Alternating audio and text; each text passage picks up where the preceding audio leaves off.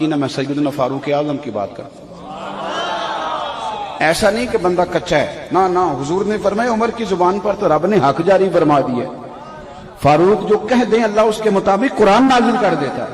امام سیوطی نے ان آیات کی تفصیل لکھی ہے جو حضرت عمر کی رضا کے مطابق نازل ہو گئی، لیکن حضرت عمر کے سامنے ایک بی بی لائی گئی، اس نے زنا کیا، سیاستہ میں روایت۔ حضرت فاروق اعظم نے حد جاری کر دی، فرمایا لے جاؤ اسے سنسار کرو یا کوڑے مارو۔ صحابہ لے کے جا رہے ہیں، مولا علی شیر خدا آ گئے، کہاں لے کے جا رہے ہو؟ حضور اس پر حضرت عمر نے حد لگائی ہے، فرمایا عمر کو تم نے بتایا تھا کہ یہ تو بیچاری دیوانی ہے، یہ تو ذہنی طور پر کمزور ہے، یہ تو مجذوب ہے، اسے تو پتہ ہی کو نہیں، یہ بتایا تھا؟ حضور نہیں، فرمایا عمر نے پوچھا تھا؟ حضور نہیں، فرمایا چلو واپس چلو، حق قبول کریں۔ حضرت مولا علی شیر خدا واپس لائے، فرمایا عمر فیصلہ کرتے ہو پوری بات کیوں نہیں پوچھتے؟ آپ نے کہا لی کیا ہوا؟ فرمایا تم نے اس عورت پہ حد لگائی؟ حضور لگائی۔ فرمایا تمہیں پتہ ہے یہ مجذوب ہے، دیوانی ہے، مرفوع القلم ہے، اس پر حد نہیں لگتی؟ عرض کی کہ حضرت عمر فاروق فرمانے لگے مجھے تو پتہ ہی نہیں۔ باپ فرمانے لگے پہلے پتہ کیا کرنا پھر معاملہ طے کیا کر۔ تو حضرت عمر نے کوئی بہانہ نہیں کیا، بہانے بھی ہوتے ہیں نا، انہیں مینوں صحیح نہیں گل دسی، اے بندے نے مینوں انج کیا سی، کوئی بہانہ نہیں لگایا۔ عمر نیچے اترے اور سجدے میں گر گئے، یا اللہ عمر کو معاف کر دے، یا اللہ عمر کو معاف کر دے۔ اور پھر چمکتے ہوئے جملے سیدنا فاروق اعظم کے فرمانے لگے لوگو آج اگر علی نہ ہوتا تو عمر ہلاک ہو جاتا، آج اگر علی نہ ہوتا تو عمر ہلاک ہو جاتا۔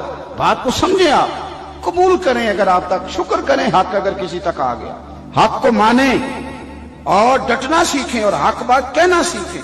حضرت عمر فاروق رضی اللہ تعالیٰ عنہ کے زمانے میں بھی کچھ معاملات ایسے ہوئے۔ امام غزالی نے لکھا ہے کہ ایک نوجوان شراب چھپا کے نا اپنی چادر کی اوٹ میں تو حضرت عمر کے سامنے سے گزر رہا تھا، شراب چھپا کے۔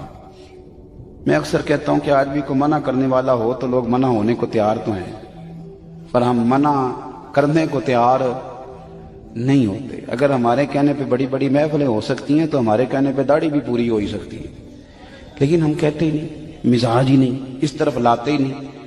ہمارے کہنے پر اگر بڑے بڑے چندے لوگ دے دیتے ہیں تو امید ہے نمازی بھی ہو ہی جائیں گے۔ توجہ دلانے کی، حضرت عمر کے زمانے میں بھی یہ مسئلہ ہوا۔ میری باتوں کی سمجھ آ رہی ہے سارے دوستوں؟ ایک نوجوان جا رہا ہے، شراب چھپائے تو سیدنا فاروق اعظم نے تلوار نکالی ہوئی، یہ کیا ہے، کدھر جا رہے ہو؟ تو وہ کہنے لگا حضور وہ نا سرکہ ہے میرے پاس، اور اندر دعائیں مانگ رہا ہے، یا اللہ آج عمر سے بچا لے، آج کے بعد شراب نہیں پیوں گا۔ اندر دعائیں مانگ رہا ہے، اللہ عمر سے بچا لے، آج کے بعد شراب۔ حضور سرکہ ہے سرکہ۔ حضرت عمر کہنے لگے کھول نہ ذرا۔ چادر کھولی تو بوتل میں واقعی سرکہ نکل آیا۔ وہ الحمدللہ الحمدللہ پکار کے چلنے لگا۔ ایک روایت میں نے ایسی بھی پڑھی کہ جب وہ جا رہا تھا تو حضرت عمر نے آواز دی، فرمانے لگے عمر سے ڈر کے توبہ کی ہے تو شراب کا سرکہ بنا ہے، اگر تو رب سے ڈر کے توبہ کرتا تو اللہ نے اس کو شہد بنا دینا تھا اور تیرے کام آ جاتا۔ کوئی ہونا تو چاہیے نا منع کرنے والا۔ اور ایک بات اور آپ سے عرض کروں، جب آپ تک حق آ جائے تو اسے قبول بھی کرے گا، حق آ جائے تو اسے۔ حضرت عمر کا زمانہ تھا، مصر فتح ہو گیا، حضرت عمر بن عاص گورنر بنے۔ رواج یہ تھا مصر کے اندر کہ ایک دریا چلتا تھا، دریائے نیل، اور سارے مصر کا انحصار اسی دریا پہ تھا۔ فصلوں کو پانی بھی لگتا اسی سے، جانور بھی اسی سے پانی پیتے، کھیتیاں بھی اسی سے سیراب ہوتی۔ سال کے بعد وہ دریا خشک ہو جاتا، سال کے بعد وہ دریا خشک ہوتا، اور جب خشک ہوتا نا تو ایک کواری لڑکی قتل کر کے دریا میں ڈالتے، پھر وہ دریا چلتا۔ آج بھی بہت ساری جگہوں پہ اوہام پرستی ہے، کہتے ہیں ہمارے آستانے کا طریقہ ہے۔ میں نے کہا آستانے کا اس آستانے کا طریقہ ہوتا ہے جس آستانے کا تعلق در مصطفیٰ سے ہوتا ہے، باقی کسی آستانے کا اپنا کوئی ذاتی طریقہ نہیں۔ طریقہ وہ جو میرے نبی پاک کا طریقہ ہے، اس سے ہٹ کر کون سا طریقہ ہے؟ ہمارے آستانے کا طریقہ ہے، ہماری یہ رسم ہے، ہمارا یہ رواج ہے، اٹھا کے بھاگ جاؤ رسم و رواج۔ ہمارے رسم و رواج رسول اللہ کی سنت کے پابند ہے۔ سارے بولیے صلی اللہ ہو، پھر ایک دفعہ پڑھیے درود شریف صلی اللہ ہو، 3 دفعہ کر لیں تاکہ طاق آزاد ہو جائے، صلی اللہ ہو علیہ۔ نبی پاک صلی اللہ علیہ وسلم کا طریقہ اصل طریقہ ہے۔ حضرت عمر فاروق کو جناب عمر بن عاص، اور کہتے ہیں کہ پکا طریقہ یہ تھا کہ جب تک لڑکی قتل کر کے ڈالتے نہیں تھے دریا چلتا نہیں تھا۔ حضرت عمر کو خط لکھا کہ حضور یہ معاملہ ہے، اور لوگ مجھے یہی کہتے ہیں، میں نے لوگوں کو سمجھایا ہے کہ اسلام ظلم کا حکم نہیں دیتا، ظلم کی اجازت نہیں دیتا، کیسے لڑکی قتل کی جائے، اب آپ بتائیں کیا کرنا ہے۔ حضرت عمر ایمان، یقین، استقامت، پہاڑ ہے یہ لوگ۔ حضرت عمر نے 2 خط لکھے، ایک حضرت عمر بن عاص کے نام، دوسرا دریائے نیل کے نام، 2 خط لکھے، ایک خط لکھا دریا کے نام، ایک خط لکھا عمر بن عاص گورنر کے نام، گورنر کے نام خط لکھا تو فرمایا جتنے یہودی ہیں، عیسائی ہیں، کمزور ایمان والے، سب کو دریائے نیل پہ لے جا، اور میرا یہ دوسرا خط دریا میں ڈال دے اور سب کے سامنے ڈالنا۔ کہتے ہیں یہ خط تو پڑھنا چاہے تو تجھے اجازت بھی ہے، سنیے اور سر دھنیے اور سوچئے کہ اصل کمزوری کہاں آئی ہے۔ رمضان کے سب سے پہلے جمعے میں سب سے اہم موضوع چھیڑا ہے، کمزوری اور نقص واقعہ کہاں ہوا ہے۔ حضرت سیدنا عمر بن خطاب رضی اللہ تعالیٰ عنہ نے دریا کو مخاطب کر کے لکھا، ہو دریا، اگر تو کہتا ہے نا کہ لڑکی قتل کر کے پھینکی جائے گی تو میں رسول اللہ کا ماننے والا ہوں، میں ظلم نہیں ہونے دوں گا، ہمیں تیرے پانی کی ضرورت ہی کوئی نہیں، تو بے شک پانی نہ دے، اور اگر تو اللہ کے حکم سے بہتا ہے، اگر تو اللہ کے حکم سے بہتا ہے تو پھر اللہ کا بندہ اور مصطفیٰ کا غلام عمر تجھے حکم دیتا ہے کہ فوراً بہنا شروع کر دے، فوراً منٹ نہ لگانا۔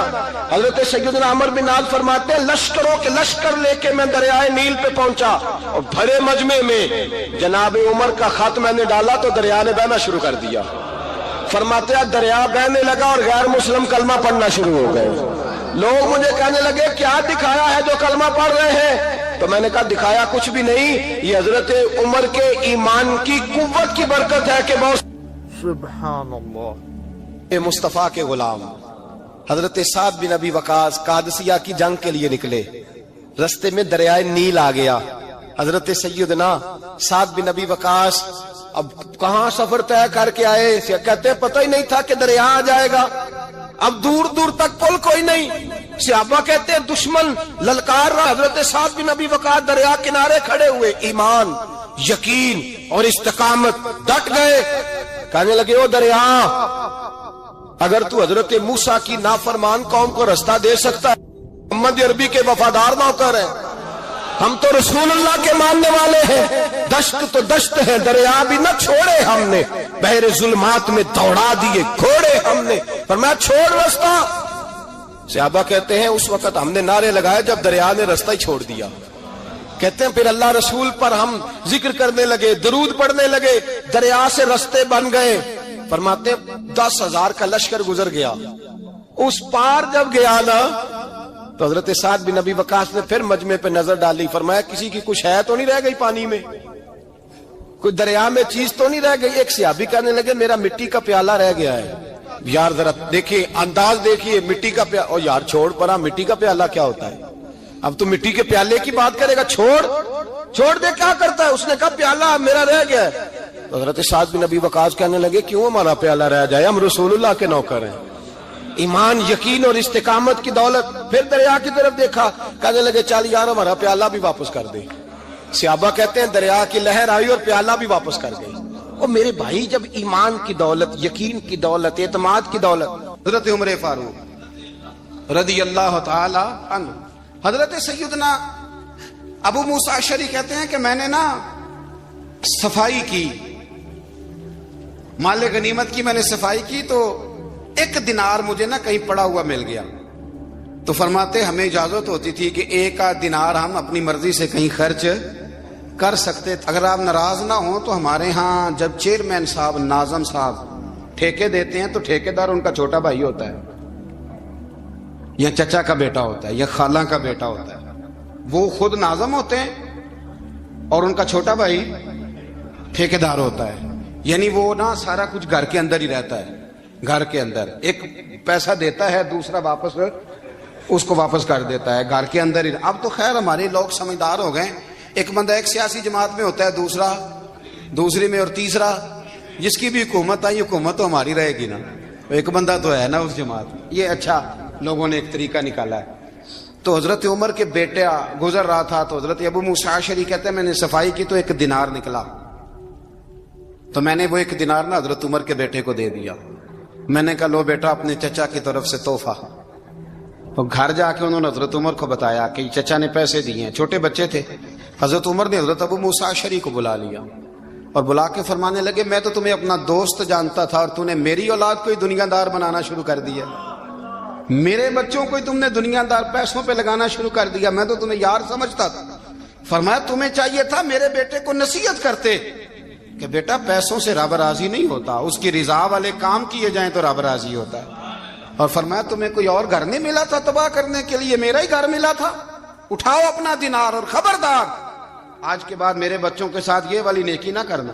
اور ہمارا کیا سٹیٹس ہے؟ دوستی ہے اس سے جو تحفے زیادہ دے، جو بچوں کو خراب کرنے میں مدد زیادہ کرے اس کے ساتھ یہ رہنا. حضرت عمر نے گھر پہ اور سب سے بڑھ کر اپنی ذات پہ توجہ کی. حضرت ابو مالک رضی اللہ تعالیٰ عنہ کہتے ہیں میں عمر کے پیچھے پیچھے ایک باغ میں گیا، اکثر اس باغ میں جایا کرتے تھے، اور عمر جا کے نا تو درخت کے نیچے بیٹھ گئے اور فرمانے لگے او امیر المومنین اللہ سے ڈر جا، ورنہ جس رب نے حکومت دی ہے وہ عذاب بھی بڑا دے گا، ڈر جا رب سے. کبھی ساری زندگی حضرت عمر نے اپنا کوئی تعارف نہیں کرایا، کبھی نہیں.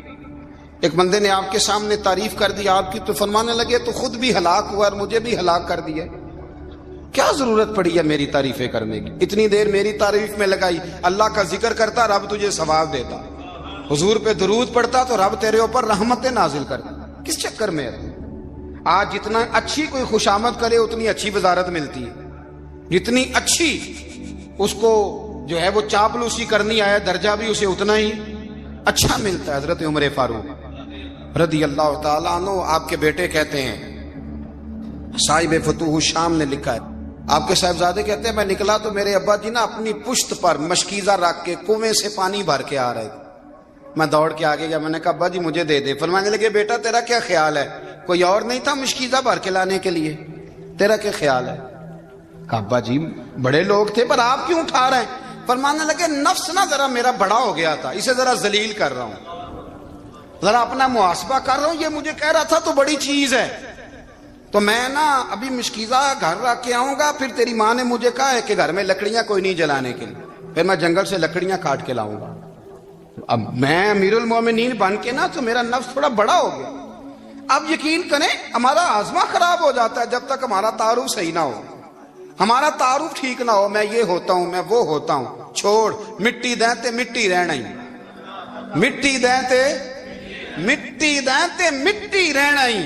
ایویں کادی بلے بلے اج مٹی دے اتے بندیا تے کل مٹی دے تھلے، مٹی دیں تے مٹی رہنا ہی کادی بلے. مجھے پوچھ لو، مجھے جان لو، میرا نام لے لو، میں بھی آیا ہوں، میں بھی ہوتا ہوں، میرا بھی یہ تذکرہ ہے.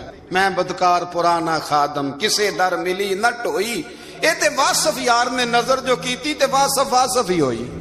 یہ تو بڑی بات کی بات ہے، تو بات کی بات ہے صاحب، ورنہ من نانم کے من نانم، جو ہم ہیں اس کا ہمیں پتا تو ہے نا بھائی. کبھی بھی یہ جو ذات کا چکر ہے نا میں بھی ہوں مجھے بھی، او بھائی یاد رکھو میں کون ہوں. یہ جو نام نمود اور یہ خواہشیں اور یہ جو وقار، یہ تو کمزور لوگوں کا طریقہ ہے. جس کو اپنا تعارف کرانا پڑ گیا اس سے بھی زیادہ کمزور کوئی ہے. فوٹو میں دکھاتا پھرتا ہے فلانے کے ساتھ فوٹو فلانے، تو کمزور بندے یہ کام کرتے. حضرت عمر فاروق اللہ اکبر، حضرت عمر جیسا بندہ 24 لاکھ مربع میل کا حکمران، اور شاہ روم کو خط لکھ کے کہتا ہے میں منت نہیں کرتا میں حکم دیتا ہوں. اتنا تگڑا بندہ. جنگ قادسیہ کے لیے حضرت سعد بن ابی وقاص کو بھیجا، فتوح الشام پڑھ کے دیکھیں. حضرت عمر بڑے پریشان ہیں، اتنے دن ہو گئے کوئی رپورٹ ہی نہیں آئی. اب تو موبائل ہے نا تو ایک منٹ کی رپورٹ لیں آپ، بلکہ آپ ایک منٹ کی فوٹو لیں، آپ رپورٹ تو دور رہ گئی. حضرت عمر فاروق رضی اللہ تعالیٰ عنہ بڑے پریشان ہیں کہ قادسیہ میں حضرت سعد بن ابی وقاص کے ساتھ لوگ جہاد کرنے گئے، رپورٹ کوئی نہیں آئی. اتنے پریشان تھے کہ باہر نکل کے نا اس رستے پہ بیٹھ جاتے جو رستہ قادسیہ کی طرف سے آتا تھا. اس جو بھی آتا جاتا پوچھتے جنگ کے کیا حالات ہیں. ادھر جب اللہ نے فتح دے دی نا تو حضرت سعد بن ابی وقاص رضی اللہ تعالیٰ عنہ نے ایک قاصد کو خط دے کے بھیجا، کہنے لگے عمر کے پاس جاؤ، انہیں اطلاع دو کہ الحمدللہ اللہ نے اسلام کو فتح عطا کر دی. یہ حضرت عمر کو جا کے دینا، وہ بڑے پریشان ہوں گے. وہ جو اس زمانے میں اس طرح ہوتا تھا کہ کئی دور دور سے صحابہ جو دوسرے شہروں کے ملکوں کے رہنے والے ہوتے تھے وہ بھی آ کے شامل ہو جاتے تھے جہاد میں. کوئی ایک دفعہ مدینے آیا, کوئی 2 دفعہ آیا, پھر اپنے اپنے علاقوں میں. بہت سارے لوگوں نے زیادہ دفعہ حضرت عمر کو دیکھا بھی نہیں تھا. وہ جو قاصد خط لے کے آیا تھا نا, اس نے 1 دفعہ دیکھا تھا. حضرت عمر بوڑھے ہو گئے, وہ پہچانتا نہیں تھا. میری بات کی سمجھ آ رہی ہے آپ حضرات کو؟ ادھر سے وہ خط لے کے آ گیا. حضرت عمر مدینے سے باہر نکل کے اس روڈ پہ بیٹھے تھے جو قادسیہ سے آتا تھا. جب اس آدمی کو آتے دیکھا تو حضرت عمر اٹھ کے کھڑے ہو گئے, فرمانے لگے قادسیہ سے آ رہے ہو؟ وہ کیا کہتا ہے؟ پھٹے پرانے کپڑے, ٹوٹے ہوئے جوتے, سر پہ پرانی پگڑی. کہنے لگے غلام مدینے کے رہنے والے ہو؟ حضرت عمر کہنے لگے ہاں مدینے کا ہوں. کہا میں قادسیہ سے آیا ہوں, الحمدللہ اللہ نے اسلام کو فتح دے دی ہے, الحمدللہ کفر کی کمر ٹوٹ گئی ہے. اس نے یہ بات کر کے تو گھوڑے کو ایڑی لگائی, گھوڑا دوڑنے لگا مدینے کے. حضرت عمر بھی ساتھ ساتھ دوڑ رہے. فرمانے لگے اچھا بتاؤ خالد بن ولید کا کیا حال ہے؟ تھوڑا آگے جا کے فرمانے لگے اسامہ بن زید کیسے ہے؟ وہ کہتے ہیں ٹھیک ہے. پھر اس نے اور گھوڑا, عمر ساتھ ساتھ دوڑ رہے ہیں, ساتھ ساتھ. 24 لاکھ مربع میل کا حکمران, ایک جوتا پیر سے نکل گیا, عمر دوڑ رہے ہیں. آگے جا کے پوچھتے ہیں سعد بن ابی وقاص کا کیا حال ہے؟ کہ حضور وہ بھی ٹھیک ہے. کتنے لوگ میرے شہید ہو گئے مسلمانوں میں سے؟ کہنے لگا صحیح گنتی کا نہیں پتا. یہ لفظ ادا ہوتے ہوتے مدینے کی سرحد آ گئی. لوگوں نے عمر کو گھوڑے کے ساتھ دوڑتے دیکھا تو کہا امیر المومنین کیوں دوڑ رہے ہیں؟ وہ غلام چھلانگ لگا کے نیچے آیا, قدموں میں بیٹھ گیا. کہنے لگا حضور آپ نے بتایا ہی نہیں آپ امیر المومنین ہیں. آپ فرمانے لگے کیا بتاتا؟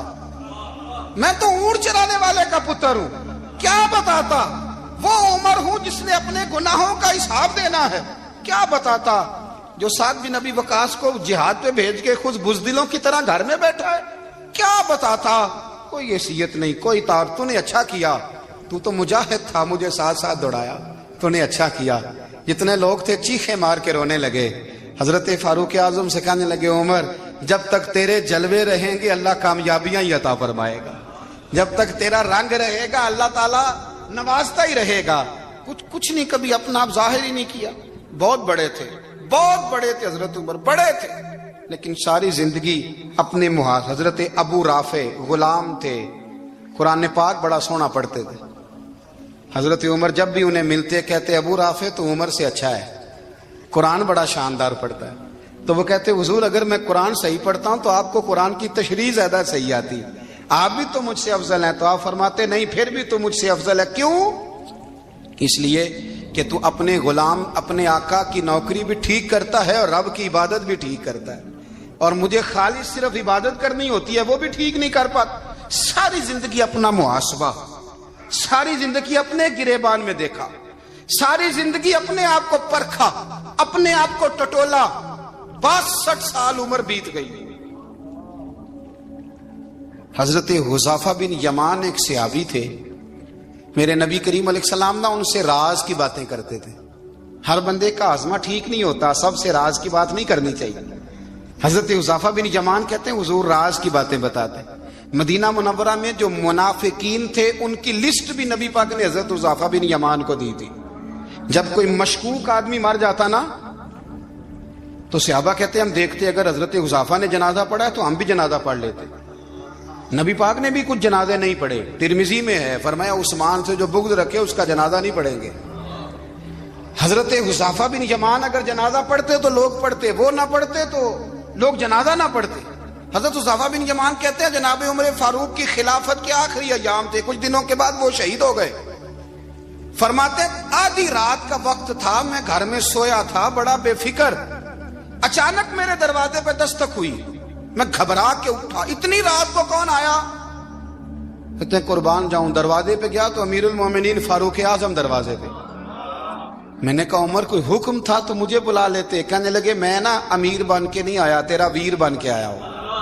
امیر المومنین کی حیثیت سے سرکاری کام سے بلاتا تو وہاں بلاتا, مجھے ایک ذاتی کام پڑ گیا. کہتے میں نے عمر کو گھر کی اندر بلا کے چارپائی پہ بٹھایا. میں نے کہا حضور میں غریب آدمی ہوں, میں کیا آپ کے کام آ سکتا ہوں؟ تو کہتے ہیں انہوں نے نا مجھے ساتھ بٹھا لیا, پھر میرا ہاتھ پکڑ لیا.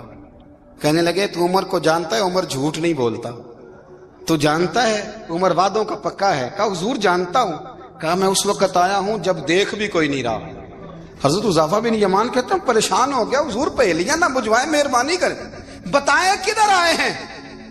تو حضرت عمر فاروق فرمانے لگے 62 سال کا ہو گیا ہوں، 63 میں چل رہا ہے، داڑھی سفید ہو گئی ہے، ال پک گیا، اٹھ فریدا ستیا، داڑھی آ گئی پور، اگا نیڑے آ گئی، پیچھا رہ گئی دور، اب نہ اب قبر اشر کا معاملہ صاف نظر آنے لگا ہے۔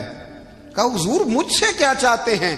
حضرت عمر رو پڑے، کہنے لگے آج میں عشاء کے بعد نکلا ہوں تو نبی پاک کے صحابہ مجھے نیک کہہ رہے تھے، پھر میں نے بچوں کی ماں سے اور بچوں سے بھی پوچھا ہے، وہ بھی مجھ سے راضی ہیں، پر حذیفہ تیرے ساتھ نبی پاک راز کی باتیں کرتے تھے، سچ بتا کہیں عمر کا نام منافقوں میں شامل تو نہیں؟ سچ بتا ان منافقین میں تو شامل نہیں، کہیں اوپر سے تو نہیں سارا کچھ؟ حضرت حذیفہ بن یمان کہتے ہیں میں باپ کے مرنے پہ اتنا نہیں رویا جتنا عمر کے سوال پہ رویا۔ میں قدموں میں بیٹھ گیا، میں نے کہا نہیں عمر، یہ تو میں نے نہیں سنا، لیکن یہ میں نے نبی پاک سے ضرور سنا ہے کہ میرے بعد اگر کوئی نبی ہوتا تو عمر ابن خطاب ہوتا۔ یہ میں نے اپنے کانوں سے سنا ہے کہ عمر جس گلی سے گزرے شیطان رستہ بدل جاتا ہے۔ یہ میں نے اپنے کانوں سے سنا ہے کہ 950 سال حضرت جبریل جناب عمر کی شان بیان کریں تو پھر بھی بیان نہیں ہو سکتا، یہ میں نے ضرور سنا۔ دوستو ساری زندگی حضرت عمر نے اگر دوسروں کا محاسبہ کیا تو اپنا اور اپنے بچوں کا بھی کڑا خیال رکھا، اپنی ذات پر بڑی توجہ دی۔ جو لوگ اپنا بھول جاتے ہیں نا، ہمیں اپنی صحت کا بڑا خیال ہے لیکن اپنی روحانی زندگی کا کوئی خیال نہیں ہے، قلبی زندگی کا کوئی تصور نہیں ہے۔ آپ یقین کریں موٹا آدمی کمزور ہونے کے لیے جدوجہد کر رہا ہے، کمزور طاقتور ہونے کے لیے، لیکن جس کو کتنے دن بیت گئے اللہ رسول کی یاد میں رویا ہی نہیں، کتنے دن بیت گئے نہ سننے کو دل ہی نہیں چاہا، جسے مہینوں بیت گئے اور قرآن پاک کی طرف نظر ہی نہیں گئی، وہ فکر مند ہی نہیں۔ زندگی زندہ دلی کا نام ہے، مردہ دل کیا خاک جیا کرتے ہیں؟ بھائی حضرت عمر کی زندگی دور حاضر میں ہمیں یہ سبق دیتی ہے کہ کڑی نگرانی رکھو اپنے پودوں کی، کڑا خیال رکھو اپنے ذاتی باغ کا، اور یہ جو تمہارے دل کی دنیا ہے یہ تمہاری روح کی زندگی ہے، اس کا محاسبہ کرتے رہو۔ نبی کریم علیہ السلام نے فرمایا اپنا حساب خود کر لو قبل اس کے کہ تمہارا حساب کیا جائے۔ اپنا حساب بولیے، اپنا حساب۔ ہم ساری دنیا کا حساب کرتے پھرتے ہیں، کوئی کہاں سے کماتا ہے کہاں کھاتا ہے، پر اپنا حساب حضور نے فرمایا حساب کر لو قبل اس سے کہ تمہارا حساب۔ مولا علی فرماتے ہیں نماز پڑھ لو قبل اس کے کہ تمہاری نماز پڑھی جائے۔ یہ بڑا عجیب معاملہ ہے کہ ہم جتنے لوگ ہیں ہمارا معیار یہ ہے کہ سامنے والا غلط ہے اور میں ٹھیک، یعنی دوسرے کا بچہ گلی میں نظر آ جائے تو اس کی غلطیاں نکلنی شروع ہو جائیں گی، اور میرا بچہ سارا شہر گھوم آئے ایک ٹائر پہ موٹر سائیکل پہ تو ہم کہتے ہیں کہ ابھی بچہ ہے، انشاءاللہ سیانا ہو جائے گا۔ اگر ابا جی آج تک سیانے نہیں ہوئے کہ اس کو سمجھا لیں تو پھر بیٹے کا سیانا ہونا تو ہو سکتا ہے کہ وہ 60-70 سال لگ ہی جائیں۔ گھر کے اندر جب تک توجہ نہیں ہوتی اور سب سے پہلے جب تک اپنی ذات پر توجہ نہیں ہوتی، تو والد کا جب تک کردار بچے نہیں دیکھتے جب تک اتنی دیر تک ان کا تبدیل ہونا ممکن نہیں ہوتا۔ حضرت عمر فاروق رضی اللہ تعالیٰ عنہ نا باہر والوں کا بھی بڑا سخت حساب کرتے تھے۔ بڑا ایک گورنر صاحب نے لباس بڑا شاندار پہننا شروع کر دیا تھا تو حضرت عمر نے اتروا کے نا تو انہیں ٹاٹ کا لباس پہنا کے تو اونٹ چرانے کی ڈیوٹی دے دی تھی، اتنا سخت احتساب کرتے۔ کسائی کی دکان پر بھی 1-2 گھنٹے کھڑے ہوتے تھے، جو آدمی مسلسل 2 دن گوشت خریدتا تھا نا فرماتے تھے اس کا ٹیکس بڑھا دو، لوگوں کو دال نہیں مل رہی اور یہ روز گوشت کھاتا ہے۔ حضرت فاروق اعظم اس کو جزیہ کہا جاتا تھا یا کچھ اور معاملات ہوتے تھے بڑھا دیتے تھے۔ مسلسل جو 2 دن آدمی گوشت کھاتا تھا فرماتے تھے مدینے میں غربت ہے، اگر یہ والا نظام تم کرو گے تو غریب لوگ کس کی طرف دیکھیں گے۔ لیکن اس سے زیادہ بڑھ کر جو ان کی زندگی کا معیار اور سٹیٹس تھا وہ یہ تھا کہ اپنے گھر کا خاص خیال رکھتے، خاص توجہ کرتے۔ ملک شام سے اور ایران سے کچھ لوگ آپ کی خدمت میں آئے تو وہاں سے کچھ کنیزیں بھی آئیں. ان کے بادشاہ پیغام لے کے شاہ ایران کی کنیز کو ملکہ نے کہا کہ نا حضرت عمر کی زوجہ کو دیکھ کے آنا ذرا کس طرح کی ہے. ہمارے ملک میں کیا کہتے ہیں؟ خاتون اول. جی خاتون، باقی سارے دووں میں خاتون اول. ذرا خاتون اول کو دیکھ کے آنا. تو وہ جب آئی نا گھر میں ملنے تو کہا کہ مجھے میری ملکہ نے کہا تھا کہ عمر کی زوجہ سے اہلیہ سے ملاقات کر کے آنا. تو حضرت عمر کی اہلیہ نے نا ایک جوڑا کپڑوں کا دے دیا ملکہ کے لیے اور ایک خوشبو کی شیشی دے دی. اب جب وہ تحفے وہاں گئے تو اس ملکہ نے نا کچھ سونے کا سامان بھیجا، کچھ زیورات بھیجے، کچھ تحائف بھیجے. جب حضرت عمر کے گھر آئے نا وہ خادم لے کے آیا. اس نے کہا جی آپ کی اہلیہ نے تحفے بھیجے تھے. تو جواب میں شاہ ایران کی بیوی نے، یہاں جس ملک کا وہ سفیر تھا انہوں نے بھی یہ بھیجے. تو حضرت عمر فاروق نا وہ تحفے لے کے گھر گئے تو جا کے کہنے لگے اپنی اہلیہ سے، یہ تو کب سے تحفے تحائف بھیجنے لگ گئی ہے؟ یہ کب سے نظام شروع ہو گیا؟ تو کہ حضور تحفہ دینا لینا تو ٹھیک ہے، سنت ہے، محبت بڑھتی ہے، تو یہ کوئی قباحت نہیں، اور میں نے اپنی ذاتی استعمال کے لیے جو چیزیں رکھی تھی وہ میں نے دی ہیں. تو حضرت عمر فاروق رضی اللہ تعالیٰ عنہ فرمانے لگے ہم نے کسی ملک کے ساتھ اور اس کے بادشاہ کے ساتھ ذاتی تعلق نہیں بنانا. تعلق جو بھی بنے گا رسول اللہ کے دین کی برکت سے بنے گا. ذاتی رشتے نہیں ہم نے قائم کرنے. ذاتی آپ کے ملک کی جو ایئر لائن جس کا ہر سال خسارے کا ڈنڈورا پیٹا جاتا ہے نا، وہ ہمارے بادشاہ صاحب اور صدر صاحب اگر غیر ملکیوں کو گھوڑا کبھی بھیجنا ہو نا، گھوڑا، تو پورا ایک جہاز گھوڑا لے کے تحفے میں جاتا ہے. پورا جہاز غریب قوم کا یہ سرمایہ، اور قوم بڑی بادشاہ ہے، لائنوں میں لگ کے ووٹ دیتی ہے. دو کام ہمیشہ لائن میں لگ کے کرنے، ایک بل لائن میں لگ کے جمع کرانا ہے اور ایک ووٹ لائن میں لگ کے، تاکہ پھر پورے 5 سال لائن میں ہی لگے رہیں. مرضی سے آپ ووٹ دینا پر جو بات درست ہے اس کو سنو. حضرت عمر فاروق رضی اللہ تعالیٰ عنہ نے اپنی اہلیہ سے پوچھا کتنے کا تھا وہ تیرا جوڑا اور خوشبو کی شیشی؟ انہوں نے کہا 3 دینار کی. فرمایا یہ 3 دینار تیرے اور باقی جو تحفے آئے ہیں وہ تو خود کہہ، چونکہ اس نے تیرے نام بھیجے ہیں، تو کہہ کہ میں مال غنیمت میں دیتی ہوں، تو کہہ میں مسلمانوں کو کہہ. تو زوجہ ہنس پڑی، کہنے لگی میں نہ بھی کہوں تو مجھے کہنا تو پڑے گا ہی، کہنا تو میں نے ہے ہی، کیونکہ سامنے عمر فاروق ہیں، لہذا فرمایا کہہ دیتی ہوں میں نے دیا خزانے کو. حضرت عمر نے جمع کرا لیا. میں یہ کیا بات ہوں، میرے گھر والے جو مرضی کریں، ان کا معیار زندگی جس طرح کا مرضی ہو. اور حضرت عمر ایک جملہ کہا کرتے تھے، اللہ کرے کہ یہ باتیں اس دور حاضر میں ہماری سمجھ میں آئیں. حضرت عمر فاروق رضی اللہ تعالیٰ عنہ اپنے بچوں کو فرمایا کرتے تھے کہ بہت آدمی کو بھوک لگی ہو نا اور پھر اس کی پسند کا کھانا پکا ہو تو اتنے شوق سے وہ اس کھانے کو دیکھتا ہے نا، فرمایا اس طرح پوری قوم اپنے بادشاہوں کے خاندان کو دیکھتی ہے. اس تیزی کے ساتھ دیکھتے ہیں کہ ان کے گھر میں کیا ہو رہا ہے، ان کا معیار زندگی کیا ہے، ان کا سٹیٹس کیا ہے. سیدنا فاروق اعظم رضی اللہ تعالی عنہ نے اپنے گھر کے اندر اپنے بچوں، آپ کے بچے دونوں کاروبار کے لیے مصر گئے تو وہاں کے گورنر صاحب نے لوگوں سے، ایک بہت بڑا قافلہ گیا مدینے سے مصر تجارت کے لیے، جاتے ہیں نا آج بھی قافلے کئی ملکوں میں، تو یہ گئے تجارت کے لیے. تو حضرت عبداللہ ابن عمر، حضرت عبید اللہ ابن عمر، حضرت عمر کے دونوں بیٹے گئے. جناب عمر فاروق کے بچے جب وہاں پہنچے تو مصر کے گورنر نے نا لوگوں کو تعارف کرایا کہ یہ عمر فاروق کے بیٹے ہیں. یہ حضرت یہ چودھری کے بیٹے کو کون بتاتا ہے کہ تو چودھری کا بیٹا ہے؟ باہر والے بتاتے ہیں، گھر والے جی. اور سیٹھ صاحب کے بیٹے کو کون بتاتا ہے کہ تو سیٹھ صاحب کا بیٹا ہے؟ اور مالک کو کون بتاتا ہے کہ تو مالک کا بیٹا ہے اور یہ کرایہ دار ہے؟ یہ کون بتاتا ہے؟ یہ سوچ ہم دیتے ہیں بچوں کو. چودھری اور کمی کی سوچ، امیر اور غریب کی سوچ، مالک اور کرایہ دار کی سوچ، گھر کے مالک کی اور کام کرنے والے کی سوچ، یہ ہم دیتے ہیں. یاد رکھنا یہ ہم دیتے ہیں، یہ ہمارا مزاج ہے، یہ باہر سے نہیں آتی. تو کوئی شہزادہ ہے، تو سیٹھ ہے، تو نواب ہے، یہ سوچ باہر سے نہیں آتی. یہ اماں سوچ دیتی ہے، اماں، یہ ابا سوچ دیتا ہے. اور پھر جب تباہی اترتی ہے تو اس کے ذمہ دار بھی باہر والے نہیں ہوتے، گھر والے ہوتے ہیں. گھر والے ہمارے بچوں کی طبیعتوں پر زیادہ نقش باہر والوں کا نہیں ہوتا، گھر والوں کا ہوتا ہے، یاد رکھیے گا۔ حضرت عمر فاروق رضی اللہ، بچے ہیں، شہزادے ہیں، وہ کاروبار کرنے گئے اور وہاں لوگوں نے بتایا گورنر صاحب نے کہ یہ فاروق اعظم کے بچے ہیں، امیر المومنین کے۔ لوگوں نے ان سے زیادہ مال خریدا، تجارت میں زیادہ نفع ہوا، ظاہر ہے کہ وہ آپ کے جو اللہ خیر کرے حکمران ہیں، ان کے کاروبار کتنے ملکوں میں ہیں، کس بنیاد پر ہیں؟ وہ صرف اس بنیاد پر کہ وہ حکمران رہے، ان کے لیے آسان تھا بڑے لوگوں سے تعلقات بنانا۔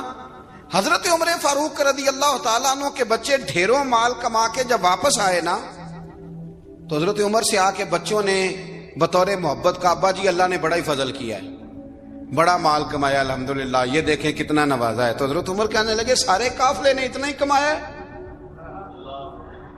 سارے قافلے نے اتنا ہی کمایا ہے؟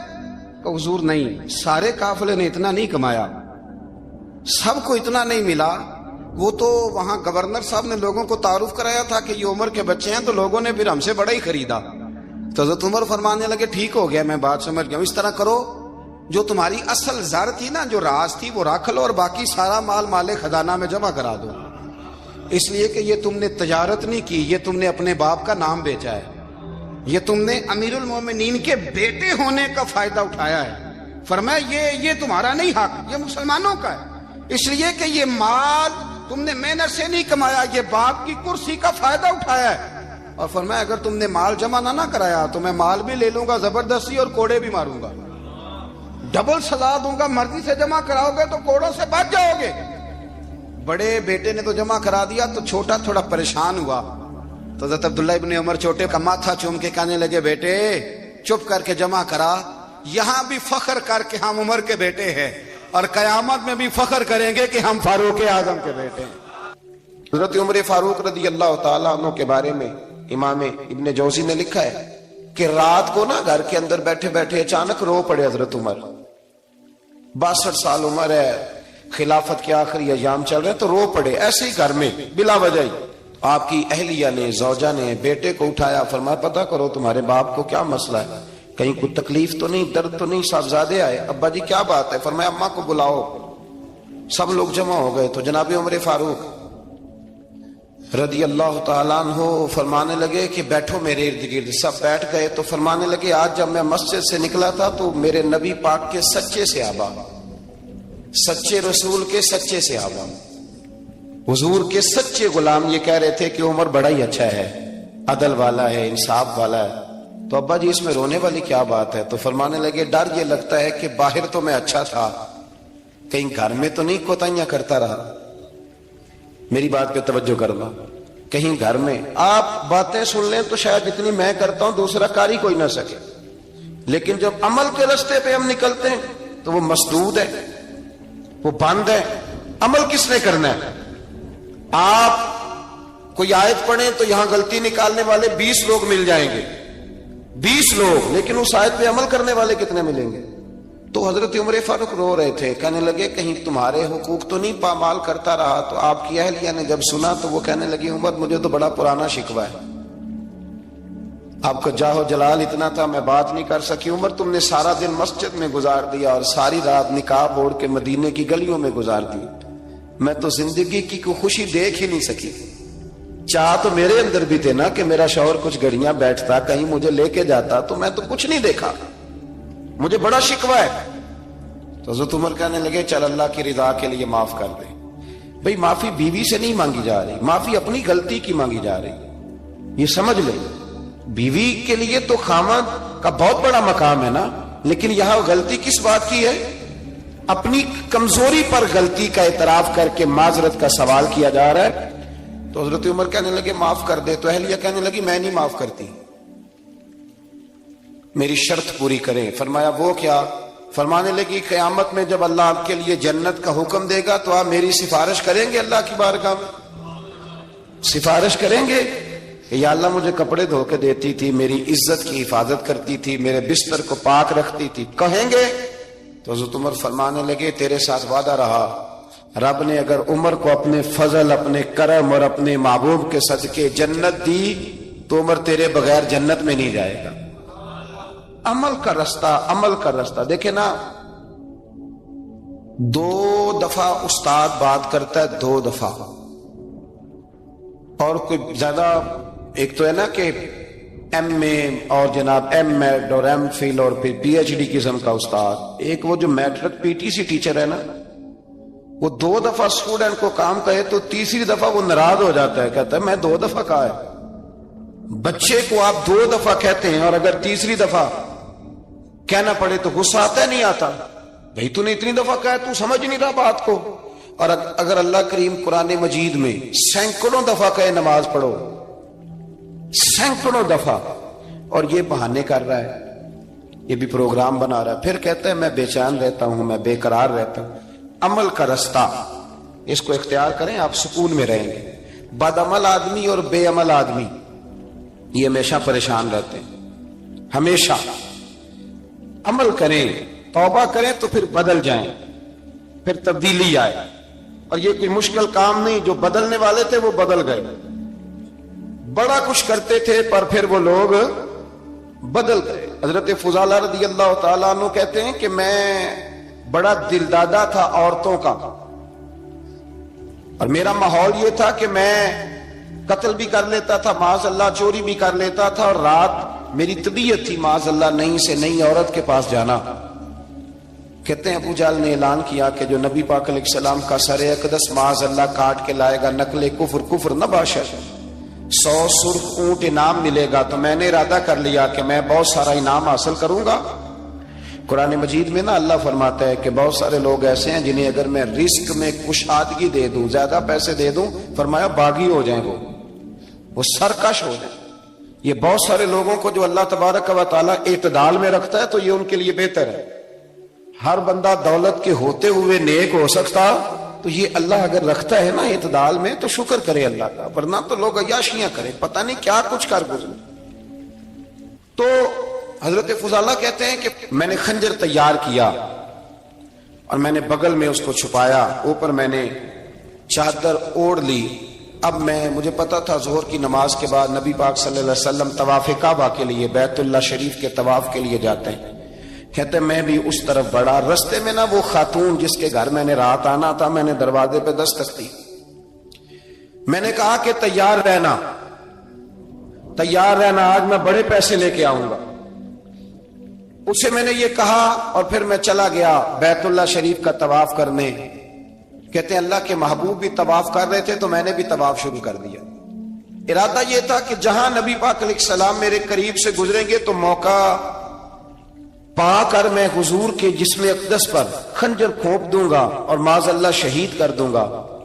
کہتے ہیں حضور ایک دفعہ بھی میرے پاس سے گزرے تو میں ہمت نہ کر سکا، دوسری دفعہ بھی پاس سے گزرے تو میں ہمت نہ کر سکا، تیسری دفعہ بھی گزرے تو میں ہمت، نبی کریم صلی اللہ علیہ وسلم 2-3 دفعہ گزرے تو فرماتے ہیں کہ مجھے موقع نہ ملا، اس لیے کہ حضور فرماتے ہیں اللہ نے روب کے ساتھ میری مدد فرمائی، دشمن پر میرا روب طاری ہو جاتا۔ فرماتے ہیں جب چکر پورے ہو گئے تو محبوب کریم نہ چھٹے چکر پہ فرمانے لگے فضالہ چکر ایک رہ گیا ہے، بے خبر ہو جو غلاموں سے وہ آقا کیا ہے، ایک پھیرا رہ گیا ہے۔ کہتے طواف مکمل ہو گیا تو محبوب میرے قریب آئے، فرمایا وہ کام کرتے کیوں نہیں جس کے لیے آئے تھے؟ میں نے عرض کی یا رسول اللہ کون سا کام، کیسا کام؟ اندر تو چور تھا نا، بانج فقیروں کسے نہیں ماریا اے ہوئی چور اندر دا، اندر چور تھا نا۔ کہتے ہیں حضور نے مجھے کندھے سے پکڑ کے ہلایا، فرمایا کرتے کیوں نہیں؟ جب حضور نے ہلایا تو وہ خنجر بھی پیروں میں گرا اور میں بھی رسول اللہ کے پیروں میں گر گیا۔ میں نے کہا حضور مجھے کلمہ پڑھا دیں۔ کہتے ہیں حضور نے پہلے میرے دل پہ دست مبارک پھیرا، پھر میرے نبی نے مجھے کلمہ پڑھا دیا۔ اب نا مرید ہونے والا کہتا ہے کہ جی آہستہ آہستہ میں ٹھیک ہو جاؤں گا۔ اب وہ آہستہ آہستہ کا کیا ترجمہ ہے یہ بالکل سمجھ نہیں آتی۔ بھئی کسی بندے سے 5 لاکھ روپیہ لینا ہے تو اس سے وہ کہتا ہے جی میں آہستہ آہستہ دوں گا، 500 روپیہ دے دیا کروں گا روز کا، تو کہتے ہیں میری رقم خراب ہوتی ہے، پورے دو۔ اور نیکی کی بات جب آتی ہے تو کہتے ہیں حضرت صاحب دین اتنا سخت نہیں ہے، میں آہستہ آہستہ ٹھیک ہو جاؤں گا۔ اب میں مغرب عشاء پڑھنی شروع کر دی ہے میں نے، اب میں تسبیح لے لی ہے، کل میں نے بھی آہستہ آہستہ میں ٹھیک ہو جاؤں۔ یعنی رقم لینی ہو تو وہ آہستہ آہستہ قبول نہیں ہے، لیکن اور مکان کی رجسٹری اگر کرانی ہو تو مالک مکان کہے گا آہستہ آہستہ کرا لو، کہتے ہیں پیسے پورے دیے ہیں۔ سویرے چل اور بیان دے. یہ کیا بات ہے؟ یہاں یہ جو ہمارا ماحول تھا نا، کر لیں گے، ہو جائے گا، یقین کریں لوگ قبروں میں چلے گئے ہیں پر مسجدوں میں نہیں آئے. ہر کام سے لوگ ریٹائر ہوئے پر گناہوں سے ریٹائر نہیں ہوئے. آخر تک تباہی اتر گئی لیکن لوگ بدلنے کو تیار نہ ہوئے. حضرت فضالہ کہتے ہیں ابھی میں نے کلمہ پڑھا، ابھی میں واپس آیا، رستے میں وہ بی بی کھڑی تھی. کہتے ہیں میں وہ شخص تھا کہ عورتیں مرتی تھی میرے اوپر اور کسی کی جرت تھی کہ وہ آئیں بائیں شائیں کرے، لیکن فرماتے ہیں میں بی بی کے پاس سے گزر گیا. پہلے تو اس کا خیال تھا رکے گا، لیکن جب میں رکا نہ تو دروازے پہ آئی، اور جب میں گزر گیا تو اس نے آواز دی، لیکن میں نے سنی انسنی کر دی. جب آگے بڑھا تو میرے پیچھے دوڑی. فرماتے ہیں مجھے پکڑ کے کہنے لگی فضالہ تجھے کیا ہوا، تو وہی نہیں جو یہاں سے گیا تھا. آپ فرماتے ہیں میں کبھی نہیں رویا تھا، میں کبھی نہیں رویا تھا. اور جب کہا نا تو وہی نہیں، کہتے میں نے سر اٹھایا تو میری آنکھوں میں آنسو تھے. میں نے کہا میں جو گیا تھا وہ نہیں ہوں، اب تو میں محمد عربی کا غلام بن گیا، اب میں وہ نہیں ہوں. اب نہیں ہو سکتا کہ کوئی میری نظر میلی ہو جائے، یہ کیسے ممکن.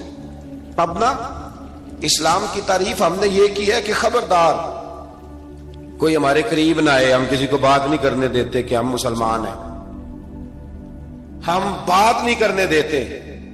پتہ کیا بات ہے، ایک میری یہ تقریر ہوتی ہے ممبر پہ، اور ایک میرا عمل ہوتا ہے جب میں سفر کرتا ہوں، جب میں گاڑی میں بیٹھتا ہوں، جب میں دوستوں سے ملتا ہوں. جب ان دونوں باتوں میں تضاد آتا ہے نا، تضاد، تو لوگ تقریر کو جذبات نہیں کہتے، ایک فن بن جاتی ہے تقریر.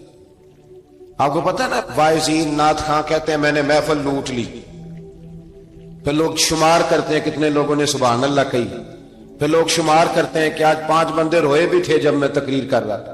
تو پھر یہ فن ہے، یہ جذبات کا اظہار. سمجھ لیں بات کو کہ عمل جب آپ نہیں نہ کرتے عمل، تو آپ خود بڑے بے چین رہتے ہیں کہ یار یہ میں کیا کر رہا ہوں، یہ کون سا گورکھ دھندا ہے کہ میرا عمل صفر ہوتا جا رہا ہے. ہمارے ایک استاد تھے تو وہ فرمایا کرتے تھے کہ اگر پڑھے لکھے آدمی کو تم بے عمل دیکھو تو اس سے دور ہٹ جایا کرو ورنہ تمہیں بھی بے عمل کر دے گا. میں نے ان سے عرض کی، میں نے کہا حضور یہ کیا ہے؟ تو فرمانے لگے اپنے حضرت صاحب سے پوچھنا، وضاحت کریں گے. میں نے حضرت صاحب سے کہا جی عجیب بات کر دی ہے، علم والے بندے کے پاس بیٹھ کے تو علم آتا ہے. تو وہ فرما رہے تھے کہ علم والے بندے کے پاس اگر وہ بے عمل ہو تو بالکل نہ بیٹھنا. تو حضرت صاحب فرمانے لگے انہوں نے صحیح کہا ہے. اب بات بہت بڑی ہے، پتہ نہیں آپ کے سمجھ میں آتی ہے نہیں آتی، بہرحال کر دیتا ہوں. پڑھا لکھا بندہ اگر بے عمل ہو تو اس کے پاس ہے. تو میں نے کہا حضور کیوں؟ فرمانے لگے اس لیے کہ وہ اپنی بے عملی پر بھی دلائل دے گا.